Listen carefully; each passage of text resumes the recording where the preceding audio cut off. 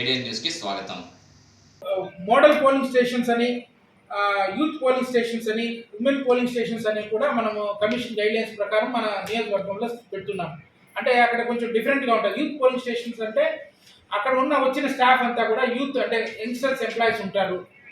Next pink polling stations అంటే అక్కడికి వచ్చిన ఎంప్లాయీస్ అందరూ కూడా లేడీస్ ఉంటారు, అంటే ఉమెన్ ఎంప్లాయీస్ ఉంటారు అన్నమాట.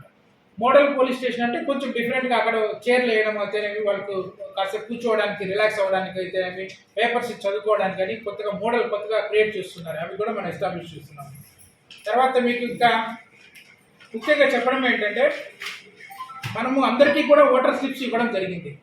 ఒక 2334 మందికి ఓటర్ స్లిప్స్ చేర్చలేకపోయాం. ఎందుకు కారణం అంటే, వాళ్ళలో చనిపోయిన వారు, అలాగే యాబ్సెంట్ అంటే వీళ్ళు 3-4 సార్లు తిరిగినా లేని వారు, అలాగే షిఫ్ట్ ఎవరైనా వెళ్ళిన వాళ్ళు మాత్రం 2334 మంది ఉన్నారు. వీళ్ళందరూ కూడా ఏఎస్డి లిస్టులో చేర్చడం జరిగింది.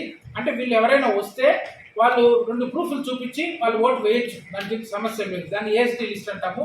ఆ లిస్టు ప్రకారం ఆ లిస్టు మన నియోజకవర్గంలో 2334గా ఉంది, నెంబర్ ఉంది మన దగ్గర.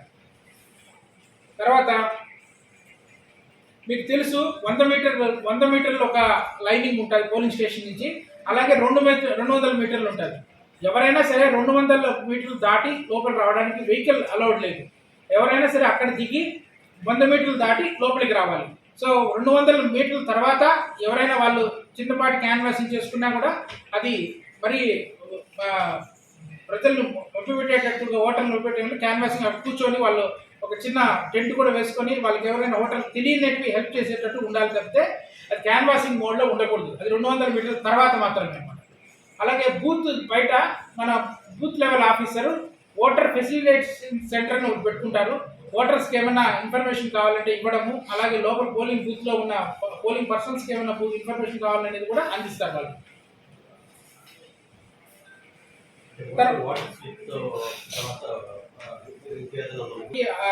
ఉంటే వేసేస్తామని మాత్రం కాదండి. ఓటర్ కార్డు ఉండాలి, ఓటర్ కార్డు కంపల్సరీ ఉండాలి. కంపల్సరీ అని కాకుండా ఓటర్ లిస్ట్లో పేరు ఉంటే మనము సుమారుగా ప్రూఫ్స్ ఇవి పెట్టామన్నమాట. రేషన్ కార్డు కావచ్చు, ఆధార్ కార్డు కావచ్చు, పాన్ కార్డు కావచ్చు, డ్రైవింగ్ లైసెన్స్ కావచ్చు, ఇవన్నీ కూడా చూపించి ఓటర్ లిస్ట్లో పేరు ఉంటే వేయచ్చు.